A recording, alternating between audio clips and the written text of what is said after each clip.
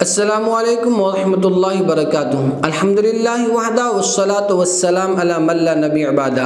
अम्मा बाद मोहतरम नाज़रीन, हमारे यूट्यूब चैनल रूहानी अमल में मैं सैयद अजहरुद्दीन हुसैनी आप तमाम का खैर मकदम करता हूँ। अगर कोई शख्स को ऐसा मर्ज़ है कि वो इस्तेमाल दवाई जब तक की करता है तो मर्ज़ ठीक रहता है और दवाई इस्तेमाल करना बंद कर देता है तो वो मर्ज़ वापस से लौट आता है।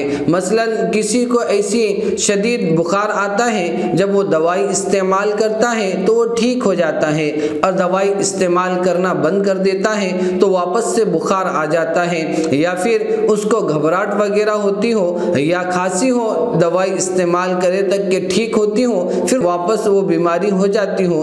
तो ऐसे मरीजों के लिए ये अमल बड़ा ही तेज हदफ और मुजर्रब अमल है। आपको करना यह है कि बड़ा सा मिट्टी का बर्तन लेना है जिसमें पानी पीने के लिए भरना है और 49 यानी 49 मरतबा सूरतुल फातिहा को पढ़कर फूंकना है और उसके पानी को एक हफ्ते तक के पीने के लिए इस्तेमाल करना है। इंशाअल्लाह एक हफ्ते तक के अगर आप इस्तेमाल करेंगे तो फिर वो मर्ज जो बार बार आप पर लौट आता था फिर से डबल इंशाअल्लाह वापस नहीं आएगा।